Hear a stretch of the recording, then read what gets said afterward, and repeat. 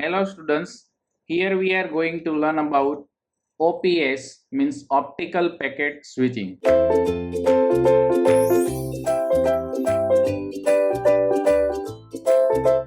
So this OPS enables the transfer of packet signals in the optical domain or packet by packet basis. So in the conventional electronic router, all input optical packets are converted into the particular uh, electrical signals and they are subsequently stored in the particular memory. So the storage signal there undergoes switching to reach the intended output ports while being handled to the particular the low speed networks or the low speed signal using that networks. And finally the switch signal are reassembled into the high speed packets.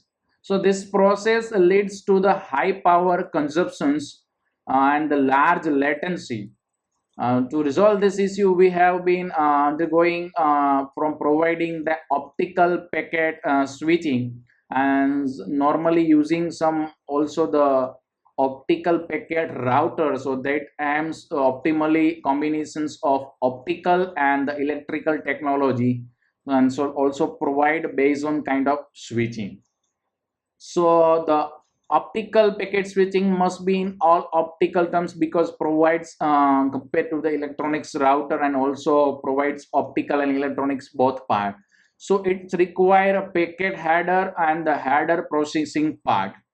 So the header processing also the synchronizing routing forwarding also. Control is performed fully performed in optical domain on packet by packet basis, also explained in the previous slide. So using then increase the bandwidth as compared to the optical circuit switching and support a busty data variable bitrate traffic data traffic more efficiently than the OCS by means of statistical multiplexings also. So unite the OBS, OPS, optical burst and optical packet. They not require the bursty assembly algorithm to separate control wavelength channel or any offset timing for that.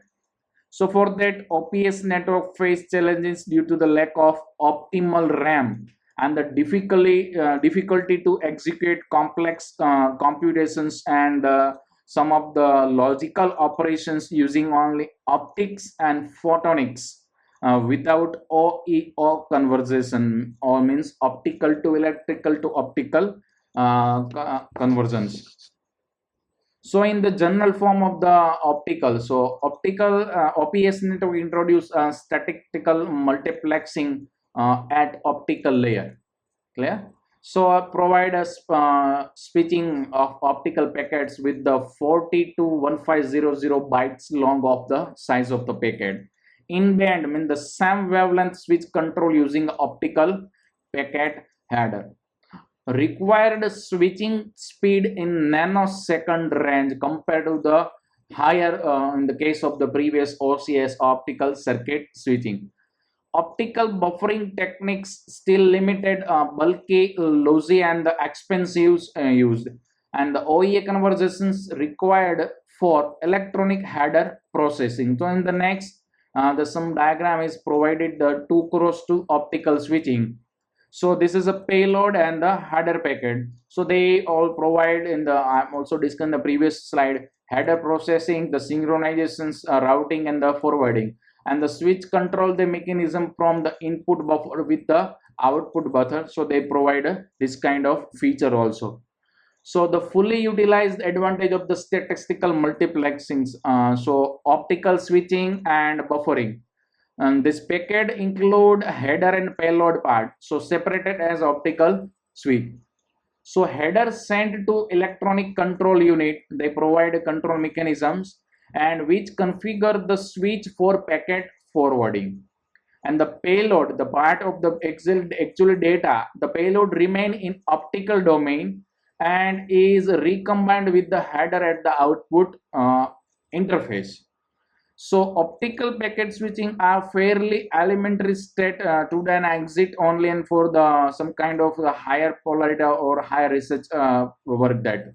So they are either difficult to realize and it very bulky or very expensive, even after this area and this particular the optical network. So it is likely to the perform with the some electronic with the some intelligent control functions for the future provided any kind of OPS networks.